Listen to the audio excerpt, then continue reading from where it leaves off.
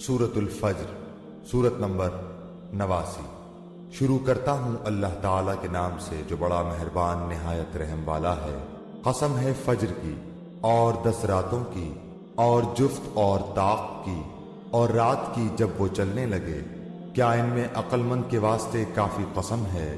کیا آپ نے نہیں دیکھا کہ آپ کے رب نے عادیوں کے ساتھ کیا کیا، ستونوں والے ارم کے ساتھ جس کی مانند کوئی قوم ملکوں میں پیدا نہیں کی گئی، اور سمودیوں کے ساتھ جنہوں نے وادی میں بڑے بڑے پتھر تراشے تھے، اور فرعون کے ساتھ جو میخوں والا تھا۔ ان سبوں نے شہروں میں سر اٹھا رکھا تھا اور بہت فساد مچا رکھا تھا۔ آخر تیرے رب نے ان سب پر عذاب کا کوڑا برسایا۔ یقیناً تیرا رب گھات میں ہے۔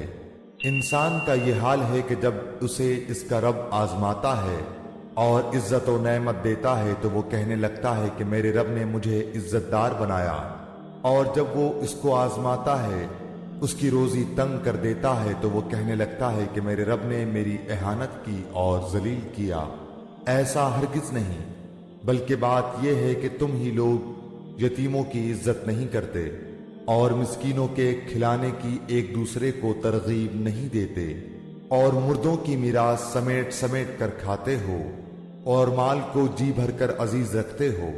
یقیناً جس وقت زمین کوٹ کوٹ کر برابر کر دی جائے گی اور تیرا رب خود آ جائے گا اور فرشتے صفیں باندھ کر آ جائیں گے، اور جس دن جہنم بھی لائی جائے گی اس دن انسان کو سمجھ آئے گی، مگر آج اس کے سمجھنے کا فائدہ کہاں؟ وہ کہے گا کاش کہ میں نے اپنی اس زندگی کے لیے کچھ پیشگی سامان کیا ہوتا۔ بس آج اللہ کے عذاب جیسا عذاب کسی کا نہ ہوگا، نہ اس کی قید و بند جیسی کسی کی قید و بند ہوگی۔ اے اطمینان والی روح، تو اپنے رب کی طرف لوٹ چل، اس طرح کہ تو اس سے راضی، وہ تجھ سے خوش۔ پس میرے خاص بندوں میں داخل ہو جا اور میری جنت میں چلی جا۔